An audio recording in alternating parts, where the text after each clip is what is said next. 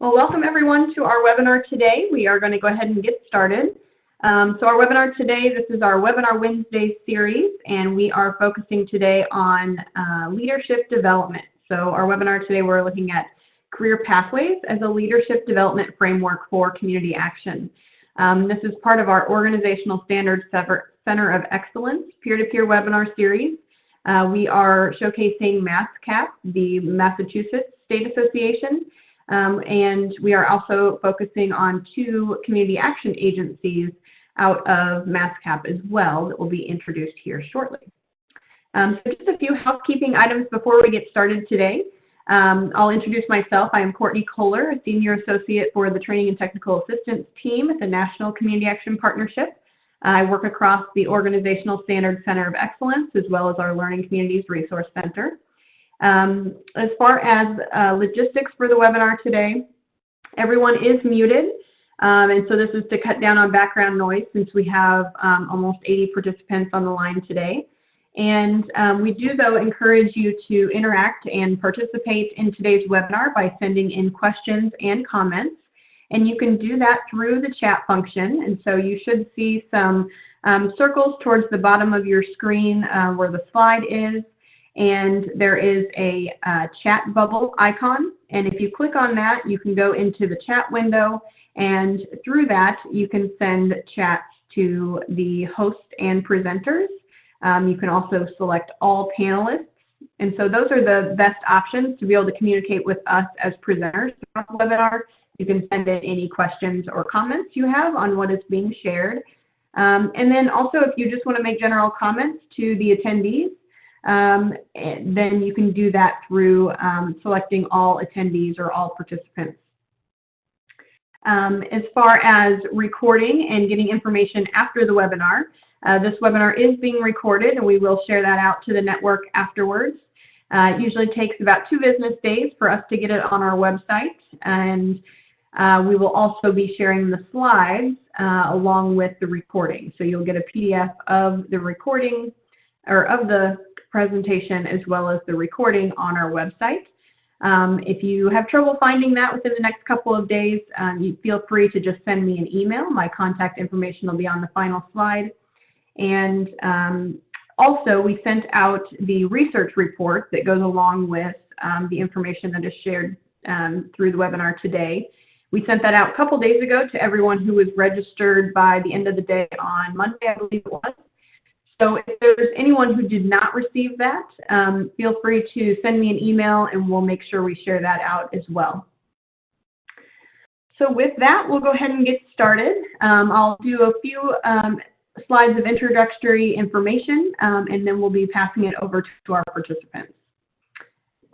So today, what we like to always do as we frame up these peer-to-peer organizational standards Center of Excellence webinars is to kind of tie in the organizational standards that we're highlighting through the discussion today. And so these that you see here on your screen, standard 7.9, 7.3, and 4.5, are all some of the organizational standards that we're going to be touching on today. And through a lot of these webinars that we're doing through this peer-to-peer series, what we're really talking about are practices and processes that really kind of go beyond compliance of the organizational standards. So it goes beyond simply checking the box and simply being compliant, but how do we really make these systematic changes in the organization to make it so that these organizational standards are met somewhat intuitively through the processes and good practices that we have for effective management. So with that, today you're going to be hearing a little bit about staff training and how to make that available on an ongoing basis. Massachusetts has done a lot of research into what type of training is necessary for people to climb up career pathways. Also standard 7.3, so part of what the work that was done in Massachusetts, they looked over job descriptions and really did a good review of those, which is part of compliance with the organizational standards as well.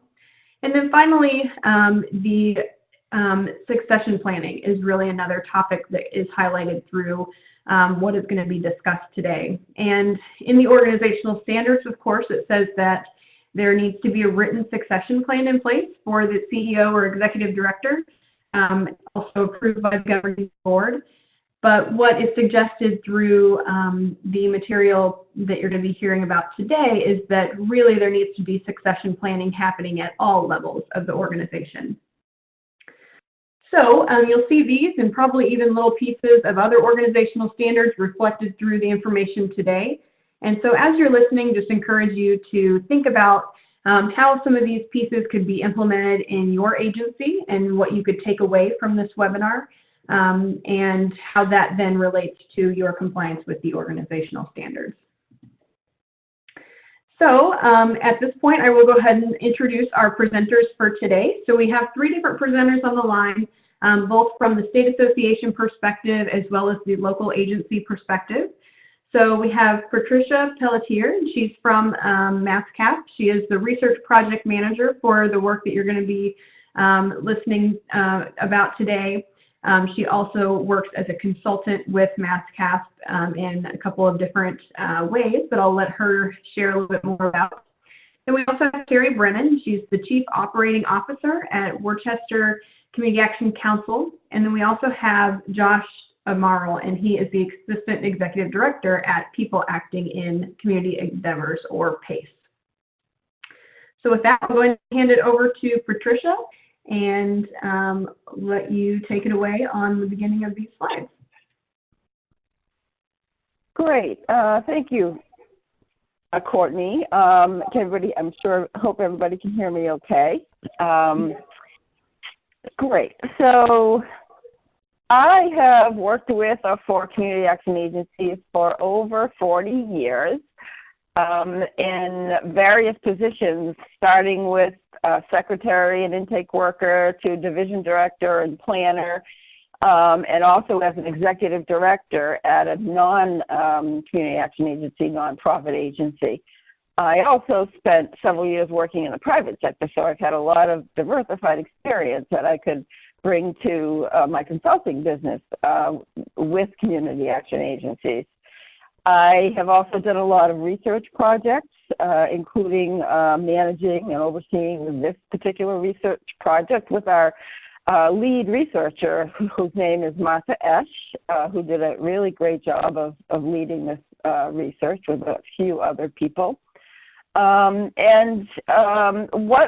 we're going to present today is the Community Action Career Pathways Research Project and how we can use it as a framework for community action agency professional development and leadership development. So just a little background before we get into kind of the meat of it. The research project was funded in 2016 by the Massachusetts Workforce Training Fund through a technical assistance grant to MassCap.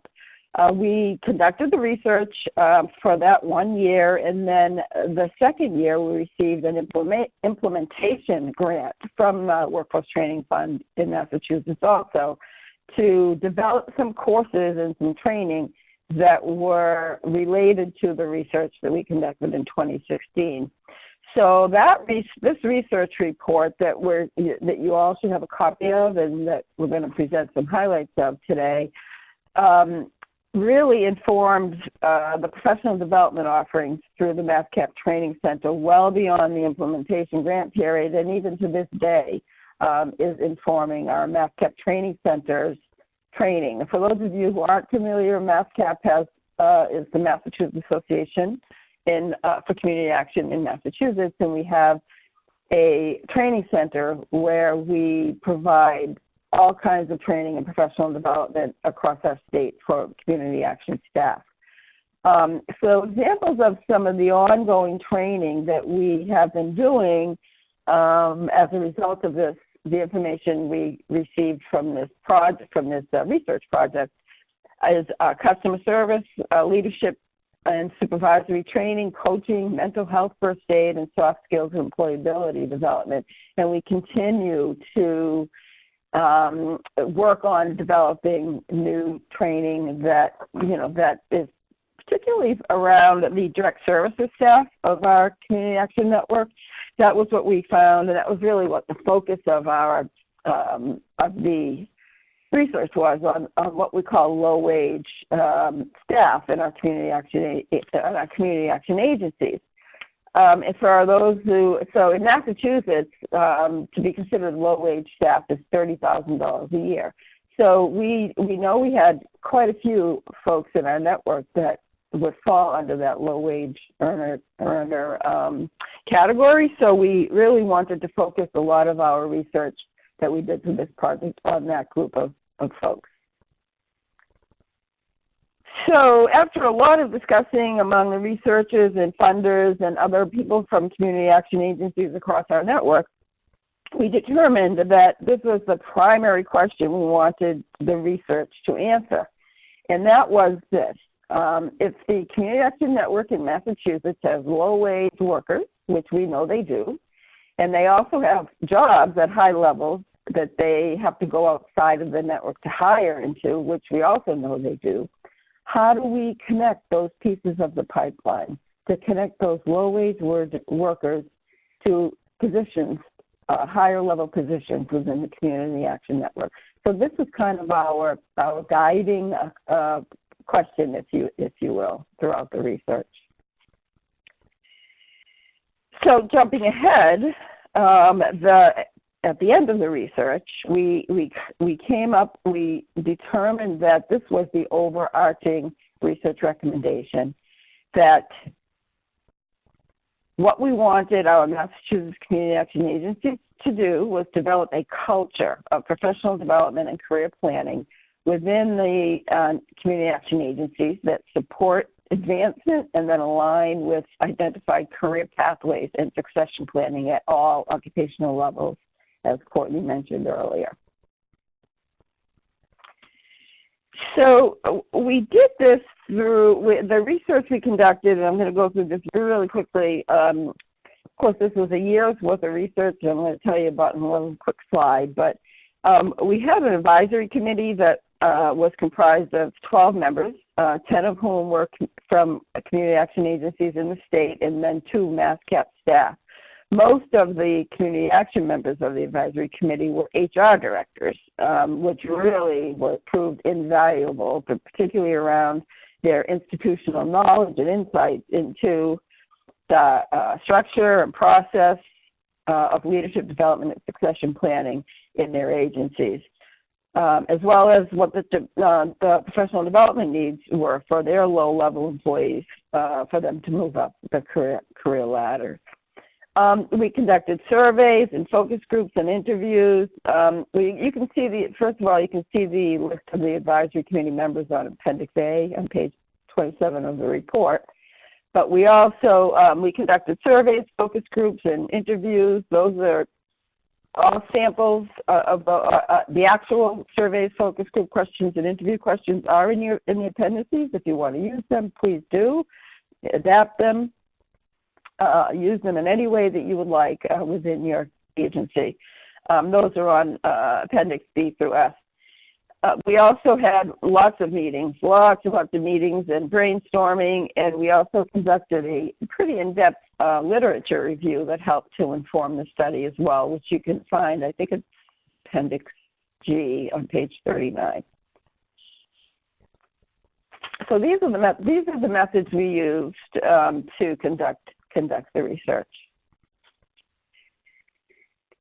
So to narrow the research, I mean, we started off not knowing, really, what we were going to find. But as we kept talking and learning from each other and from some of the things that we were doing, we realized that we had to kind of narrow the research. So the advisory committee recommended that to do that, to get our research focused, we would look at some of the common occupational areas within the community action agencies across the state, and then develop a career pathways framework within those common occupational areas.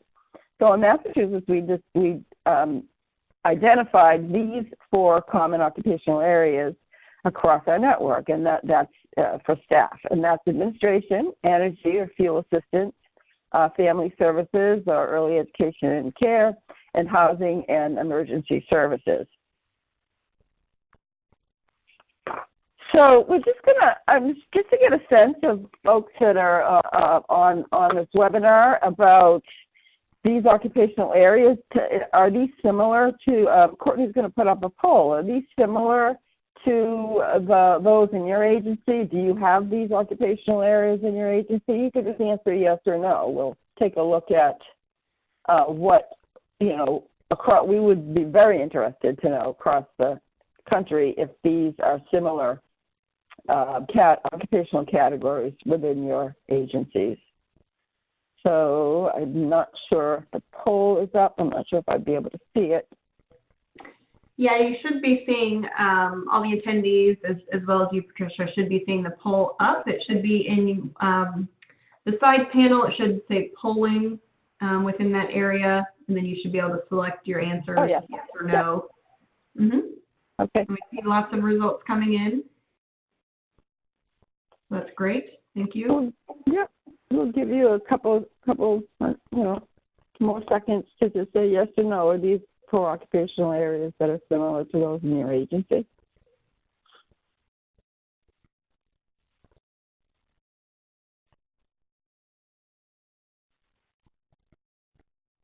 Okay, we'll give you all another about 10 seconds to submit your responses.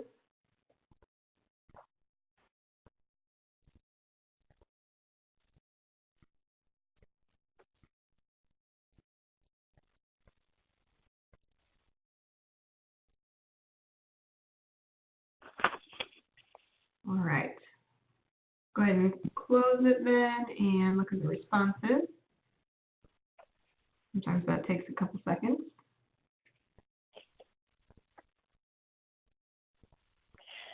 So we of course realize that these aren't all inclusive, that they could be similar or a little bit different going from agency to agency or state to state.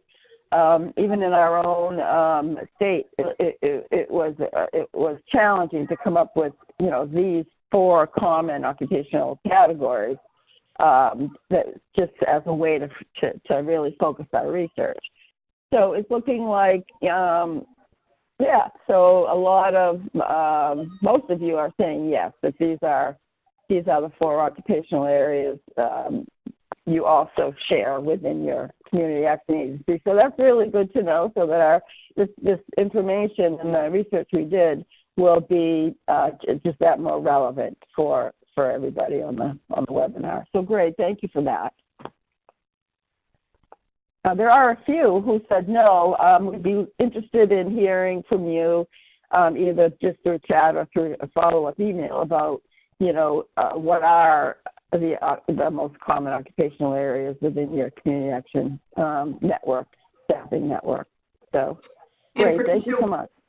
Yeah, we did have one person that typed in the chat from the Arkansas State Association that said they simply answered no because they are a state association.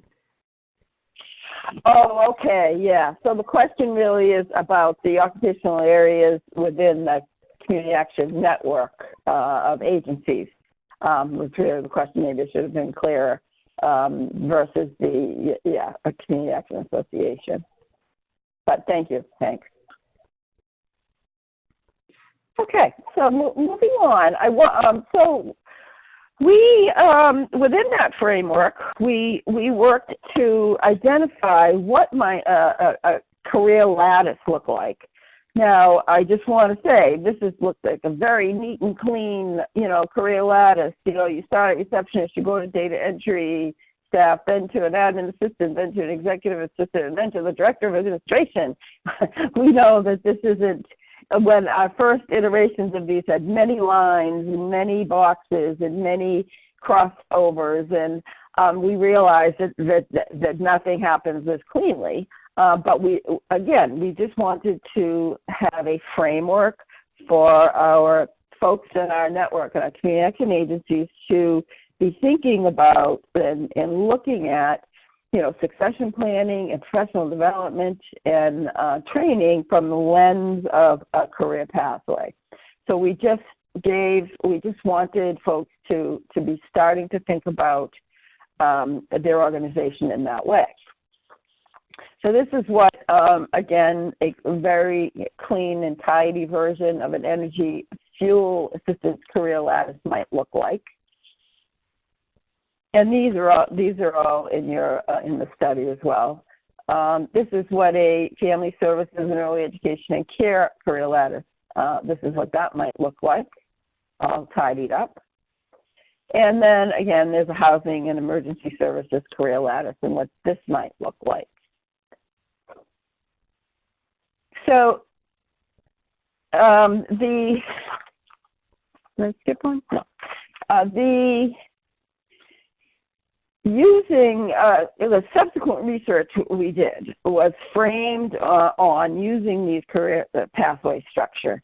So that everything we did and all the questions we asked in the surveys and the interviews, we kind of had always as a backdrop this framework of career pathways. So in the end, after all of that work was done, the researchers analyzed the data and the information along with the advisory committee and identified 9 key findings from the research. There's much more detail in the full report. But just in summary, the 9 key findings were that, number 1, low-wage staff want to advance in their careers. Staff and supervisors see the need for and the value of training. Supervisors play a critical role in the advancement of low-wage staff, and there's some really good information about all of these. These are built out, more explanations about these in the study itself. Education and experience are valued. Job readiness or soft skills can be developed and are essential for career advancement, particularly of low-wage staff. Leadership skills can be developed and are essential for career advancement of low-wage staff. We developed our Leadership Development Institute at MassCap, partially from this finding.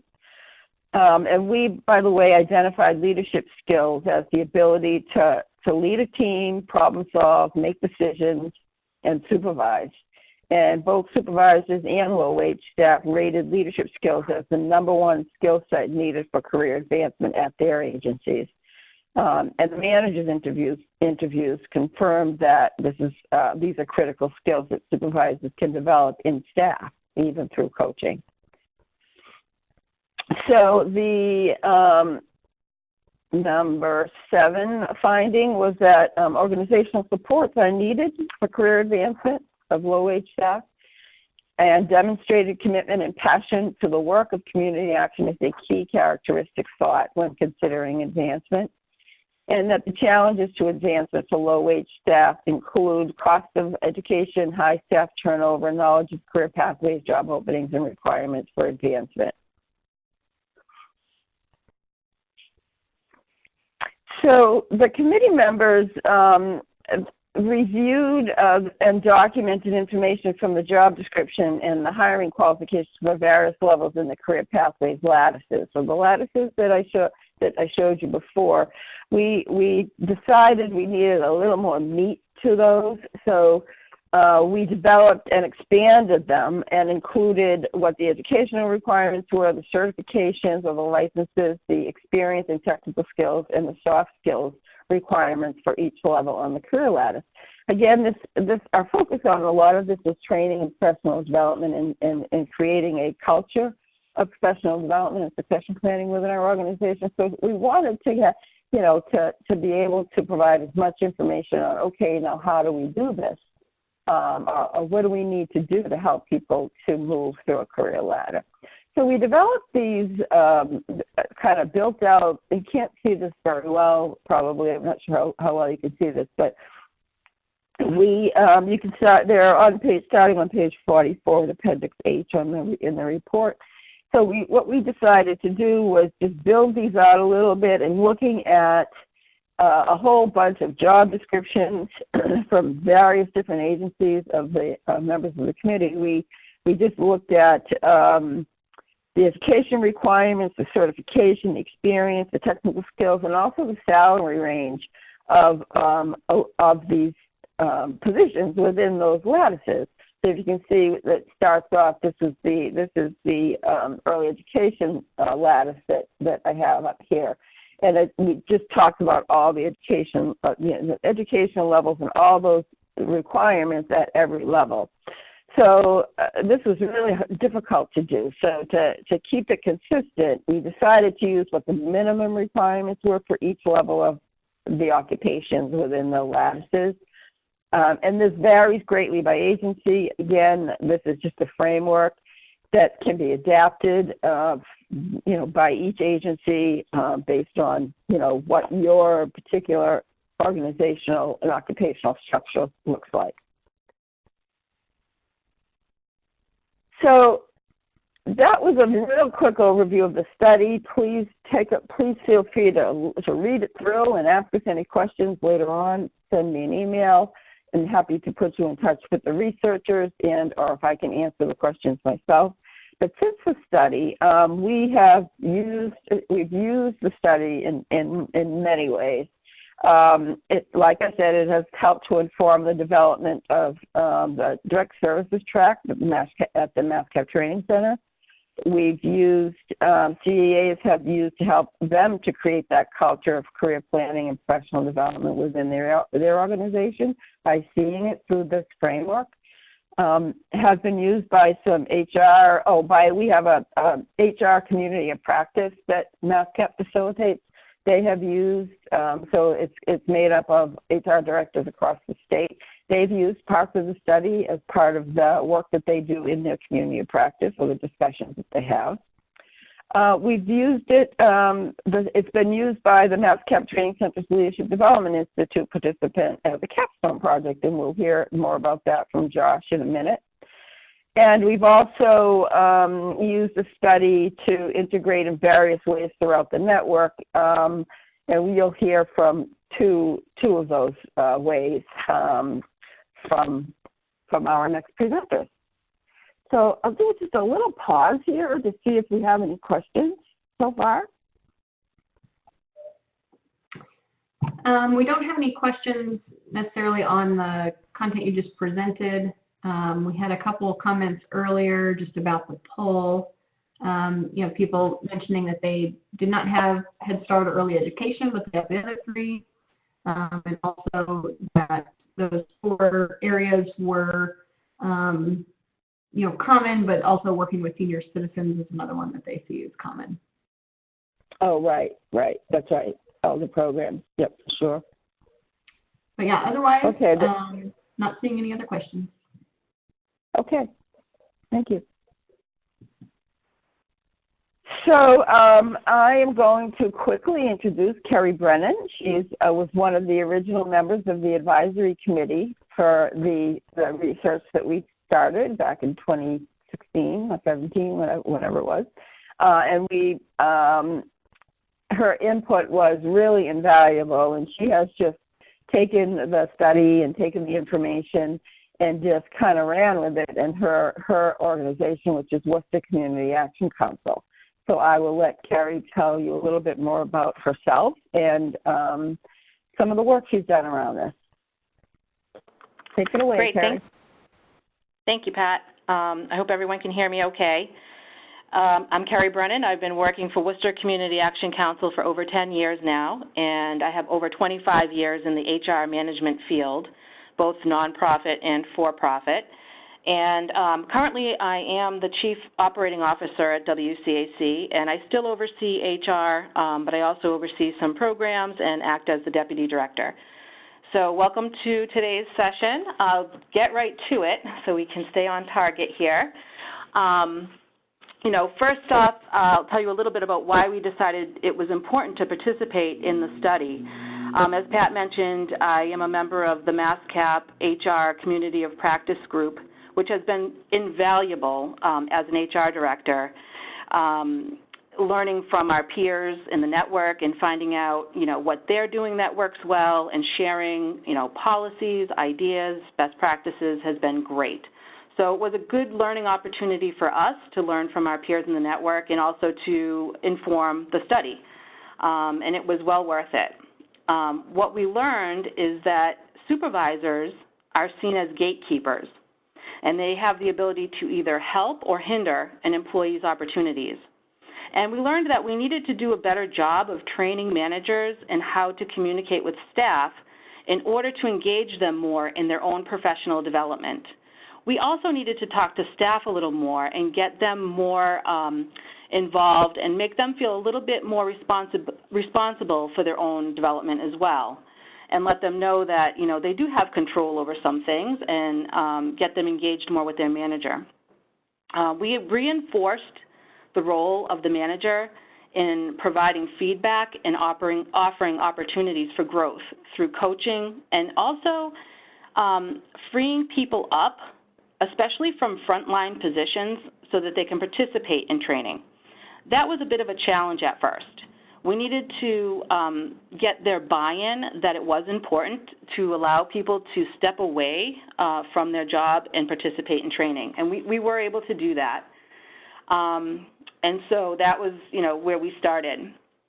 So we first began by communicating the feedback from the study to the managers to show them what staff wanted, what they were looking for. Primarily it was, more transparency, meaningful training opportunities, opportunities for advancement, and they wanted to know what they needed to do in order to be considered for promotion. We looked at our tools for professional development, and the first one was the performance evaluation form and process. We know everyone loves to do their performance evaluations, right? We call that the great missed opportunity. So as we looked at that and evaluated how we were doing, we decided that it was important to move the performance evaluation process away from the discussion around increases. We found that pretty much managers and employees were both so focused on what the raise was going to be that the actual performance feedback was somewhat skimmed over. It wasn't a meaty conversation. There wasn't a lot of conversation around goal setting, and it needed some work. So we moved the time frame so that everyone at the agency does the performance evaluations in the second calendar quarter of the year. And what that does is performance evaluations are done prior to us going into our budgeting for the new fiscal year. Our fiscal year runs October 1 through September 30th. So as we're developing our budget for the 10-1 new fiscal year, performance evaluations have been done, and managers have a good idea of what kind of raises they're looking to give. So that helps inform our budgeting process as well. We realized that we needed to do a better job with our self-evaluations as well. So we changed our self-evaluation form so that it's not a mirror image of the form that the manager fills out. And our self-evaluation form is now made up of 10 self-reflective, open-ended questions. And it's designed to get people thinking about what they're proud of, where they think they could improve, and what they need for help to help them reach their goals. Next, we looked at what type of training staff were participating in. And we found that most of the direct service staff were being trained in areas that directly related to their position, such as learning a database, reviewing policies, procedures, etc. And most often, they did not participate in leadership training. It was actually senior managers who were being trained on leadership skills, and really, most of them had good leadership skills, and we needed to open that opportunity up to all levels in the agency. And I will say that MassCap, really helped us with that endeavor because they are offering these trainings, and our staff are able to participate in them. They're not lengthy and they're not costly, and that helped us a lot. Our goals in implementing these strategies was to build our bench strength, increase diversity at the senior level, reduce turnover, have good succession plans beyond the executive director position, reward high potential staff with opportunities for growth and future advancement, and whether that's within our own agency or we're preparing them to work somewhere else in the community, we're helping them develop lifelong skills, and that's important. We also had to dispel some urban legends. And those are, if you train them, they will leave. You can't train people to be nice. If I train someone to do my job, you won't need me anymore. We're too busy to train people. and training is a waste of time or a punishment. So we really had to change the mindset of managers and employees to get them to see the value in the training. And again, you know, some of the challenges of freeing people up for training was that we just worked with the different program managers, and we tried to schedule in-house trainings around busy times. So we asked for input. You know, what's the best day of the week for us to do training? And then that way they were part of the process as well. The cost can be a challenge, but again, you know, you have to look for inexpensive ways to do training, such as webinars, the MassCap trainings, as I mentioned. You know, managers were concerned about paying people overtime if they attended training off hours, so that was another challenge that we had to face. The fact that there are not always open positions available once you've, you know, gained skills and been trained, and that people felt like we didn't have money to pay increases for the newly gained skills. And what we did with that is that's where we used one-time salary adjustments, not to replace salary increases, but to reward people when they have gained credentials, earned degrees, increased their skills, and taken on some new responsibilities. So some of the solutions that we implemented were, we were already posting our internal positions internally, but we found that we weren't really doing a good job of encouraging staff to apply for those open positions. So we really tried to encourage managers to talk with their high potential staff about applying for more challenging roles within the agency. One of the things that we did here in our Head Start program is when an opening came about for the director level position, we promoted two managers within the Head Start program and made them co-directors of the program. They've been co-directors now for about 5 years, and you know, it's worked well, and it gave two long-term employees an opportunity to advance and grow. We also found that there are free opportunities that exist. For example, you can allow staff to present at a staff meeting or even a board meeting. Allow them to come and, you know, show their stuff and shine in front of the board.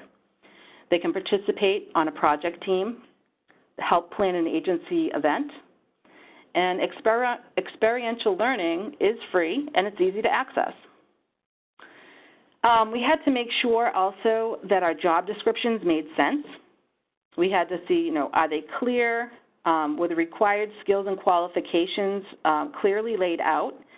And were they relevant? So we looked at things like job descriptions that required a bachelor's degree. Was it really necessary to have a bachelor's degree to do that job, or could we take a combination of experience and education and make that work? We also review our job descriptions annually. Both the employee does that and the manager does that at the time of the performance review. And that's an opportunity for them to talk about, you know, are you still doing all of these, you know, tasks that are outlined on your job description? Did anything change over the course of the year? Should we make edits, updates? And so that ensures that that happens. It's turned into HR with the performance evaluation form signed off on, so we know that it's been reviewed. And then any suggested edits are also turned into HR, and then we update the official job description if need be. So those are the processes that we implemented to make changes to create a culture of learning here at WCAC. Lastly, I'll just talk really briefly about my own personal pathway. When I joined the WCAC team, I came in as the HR administrator, and during my time here, I earned my HR credential. I went back to school, got my bachelor's degree in business administration, joined other work teams around the house, such as helped with grant writing, worked a lot with the programs, and I led an agency-wide change. I changed the payroll system over to electronic timekeeping system. I led that project, and that was a great opportunity for me to work with everyone in finance and all the managers, and eventually I was promoted to the position that I'm in now. So I think that's it for me. Thank you so much. I'll turn it back to you, Pat. Thank you, Carrie. That's awesome. We're really lucky to have Carrie in our network, and she and Josh Amaral, who I'm going to introduce now, have living examples of moving through a career pathway in the Community Action Network. And Josh has a different experience and a different way that he decided to use our study versus what Carrie did in her HR practice at WCAC. So I'll let Josh say a little bit about himself and talk a little bit about how he used the study. Good afternoon, everybody. Thank you, Pat. I guess my information's on the screen, so I don't need to rehash it too much. I'm the Assistant Executive Director here at PACE, which is in New Bedford, Massachusetts. I've been here for about 4 years. I'm about 7 or 8 months into my new role and current position here. I actually started at PACE as a low-income representative on our board. So it's been an interesting experience to get the perspective at all levels of the organization. And I think a lot of what I'll say will really mirror what you've heard from Pat and Carrie, but hopefully with a few interesting twists. So first, I want to talk about the Leadership Development Institute that was offered by MassCap, our state association. Actually, Carrie Brennan, the previous speaker, was in the same cohort that went through that program, which is really a valuable way to increase the capacity of the whole network and the leadership skills of folks that are rising up the very ladder. As part of that process, everybody's expected to complete a capstone project, which is a small group project that I worked on with Patricia DiMaria Bocchino from North Shore Community Action Programs and Kristen Schlapp of JVS, which was a non-CAP agency in the Boston area. She's now joined the CAP world, working for Quincy Community Action. What we decided to do was to take the 2016 Career Pathways report that Pat told you about, incorporate some data from a recent statewide salary survey that was done, and explore the factors that are critical to staffing the next generation of community action work and similar work in other nonprofit agencies as well. We discovered some common issues that are shared by agencies like ours across the network, certainly in the state, and I hope you would agree, across the country. And we provided some recommendations in 3 key areas: recruiting, retention, and in staff development. On the recruiting side of things, one of our recommendations was to come up with a compensation plan or a salary strategy that works for your agency. And one component of that is to consider internal and external pay equity. This is especially important right now in Massachusetts, as there's some legislation about pay equity that's come across, and I know that's happening in other places as well. It's important for agencies to come up with objective and fair salary rates, so compensating people in accordance with what their duties are, trying to measure compensation as best as you can across programs. We know that the funding sources are different, so it's often difficult to pay the same for similar work across your agency, but it's important, for morale purposes and for the strengths of your organization to be able to do that. And also to explore, competitive benefits and offering market or near market rate salaries as best as possible, and considering the total rewards and compensation for your employees. Carrie alluded to, the use of one-time adjustments versus more regular increases. And later on, I'll get into some examples of how the benefits can work and how the one-time adjustments versus regular increases can make an impact.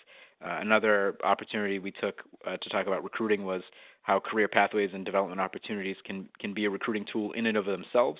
So if you're communicating the pathways that folks can advance in your organization, that alone is, a good factor to bring people in, and particularly talented people who are perhaps willing to take entry-level positions, but really have an idea of where they want to be a few years out.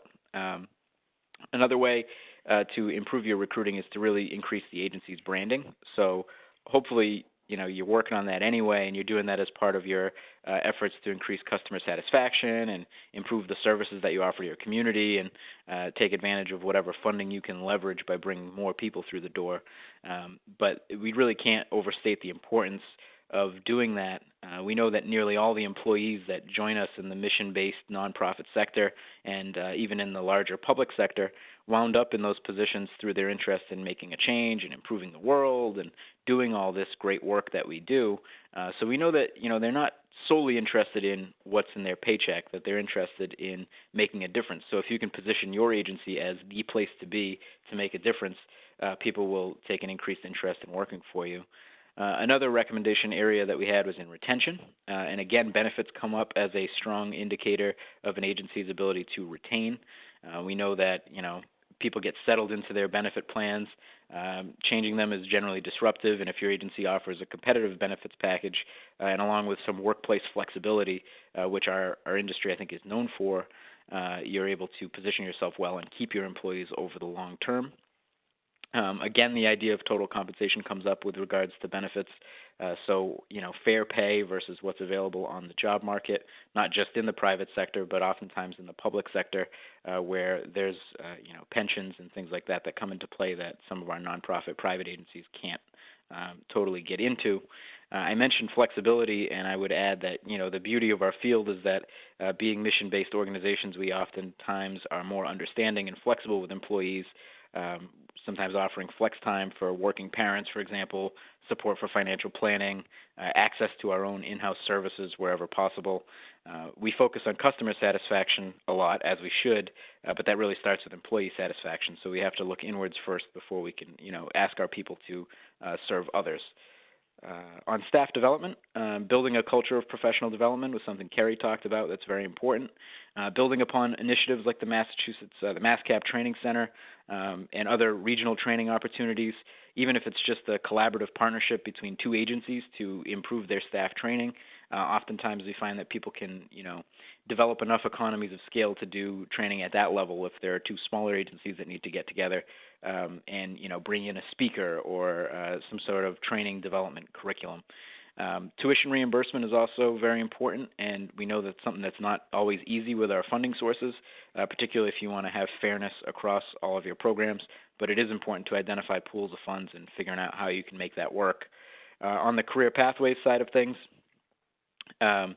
you want to have an internal focus on what the opportunities are that are available. So that's posting systems, particularly those that incentivize internal hiring. So maybe posting your jobs internally before they're posted externally. We found that to be very important in articulating those very pathways so that folks know that there's a way for them to get from the position that they're in today to the position that they want to be in tomorrow. We also recommended formal mentoring programs within agencies and how to execute that in the best possible way. We want to increase our employees' exposure, particularly those who are ambitious and want to take on more responsibility. We want to increase their exposure to new and interesting topics in a way that increases the level of importance and the high leverage nature of certain situations as they develop their experience. And what better way to do that than to align them with mentors who can sort of tailor what they expose these employees to over time and, increasingly let them participate in those conversations. That really wraps up our recommendations. I had a section also on common misconceptions, which Kerry discussed, the urban legends. I focus mainly on two. One is, of course, the train them and they leave mentality, which Kerry alluded to. And I'll point to the quote. I'm sure you've seen it elsewhere, but people ask the question, what happens if we invest in developing our people and they leave?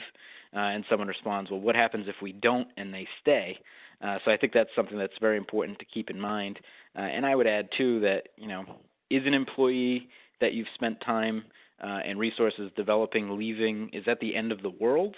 Developing others and sending them out into the world is very much aligned with the mission of our organizations. It demonstrates to other employees what might be possible for them. It also opens opportunity for them to move up in the organization.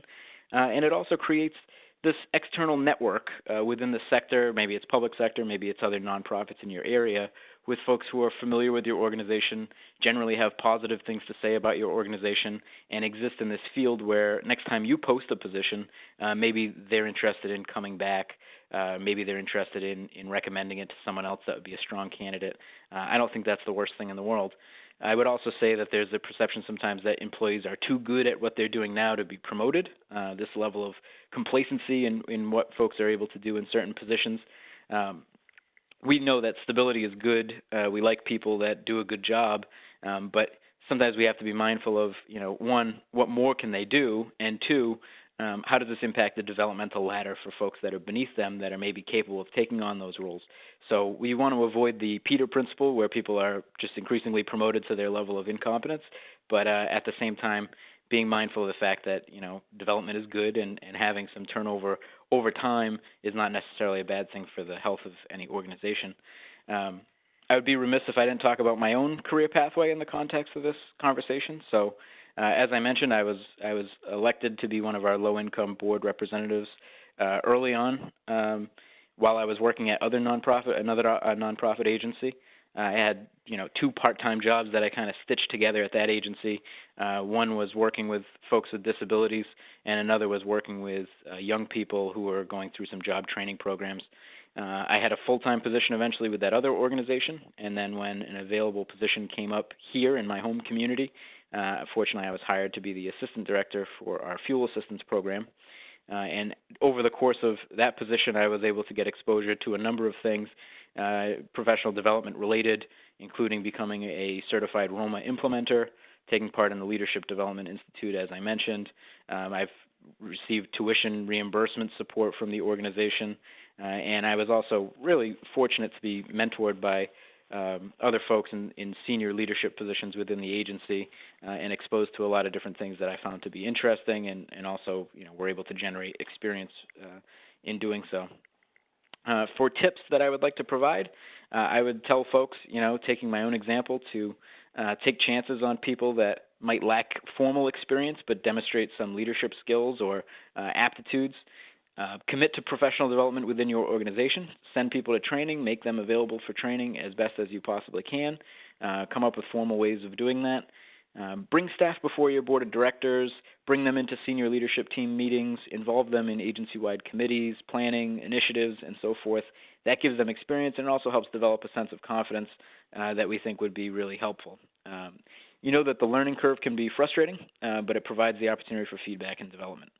I would say, everybody should be looking at, from a high level in their organization, who the people are within the agency that are skilled and smart and part of the future of the agency, and come up with, a plan, formal or informal, about how you can provide them with opportunities for growth. And, don't forget that training them and them leaving is really a misconception and an urban legend and not something that should make you fearful of taking these chances on folks. On the next slide, I just have some sort of different ways to look at compensation and salary strategy. Obviously, one of our recommendations was about salary strategy and in navigating the one-time salary adjustments versus long-term increases or year-to-year increases. And the table that's here before you might be a bit of an extreme example, but it shows you the difference between doing a one-time salary adjustment for an employee that makes $30,000 a year over time, as opposed to a 2% annual increase, which again might be aggressive, might be conservative, depending on the nature of your funding sources, but increases rather than the one-time salary adjustment don't provide as much wage stagnation. So here in the chart, even though you're giving a very generous $2,000 adjustment every single year, at the end of 5 years, the employee still makes $32,000, the same as they made in the first year. With a 2% increase, that employee might not really be happy with the alternative if they knew that it was happening to them for the first 3 years, but in years 4 and 5, you see the compounding effect of the 2% annual increase. I would say that increases also better align with the performance evaluation process in that increases are future-looking, so you're talking about new responsibilities, you're talking about expectations going forward, as opposed to being retrospective, which we find the one-time salary adjustments to be. Usually in that process, we're saying we've made it through, a fiscal year successfully. We have a bit of a surplus in this program, so we're going to reimburse you basically for your time. We know that that's not a best practice, and that if you can motivate folks with that annual increase, that's all the better. The next chart is about total compensation and balancing compensation for your employees. Again, might be a bit of an extreme example, but it's just to illustrate a point. If you look at this top section here, we're talking about an agency with about 200 employees that has 85 family health insurance plans, 40 individual plans, and what's not listed on the chart is that there are 75 people who are not on either plan, right? They don't take advantage of health insurance benefits. So if your agency invests a lot of money in your health insurance costs, which as is the case pretty much everywhere now, you do need to consider about what are you offering to the folks that don't participate in the plan. So if your benefit structure is highly leaning toward health insurance costs, what else are you able to offer? So the bottom part would be showing a descending change on whether an agency covered 90% of health insurance costs, 85%, or 75%, and showing the impact and the cost savings that would come from changing that structure, not necessarily for the agency to save money, but for the agency to redistribute that money in a way that better compensated employees across the spectrum. So folks that take health insurance versus folks that don't. You might not want to allocate those dollars to salaries. That's what this table presupposes, but maybe it's allocated instead to a retirement match. So if your organization doesn't offer that, perhaps that's an opportunity. Maybe it's how you fund tuition reimbursement and things like that. So just basically highlighting the concept that you need to consider all the benefits offered to all of your employees rather than just doing an incremental year-to-year analysis, but rather being more strategic about it in the long term as a core part of your recruiting, retention, and development strategy. That's about it. I appreciate your time, and I want to thank the other presenters and all those who are here. Take care. Thank you, Josh. That was awesome. I know we're just about out of time. I wondered if there are any questions that anybody might have. Type them in the questions or chat box.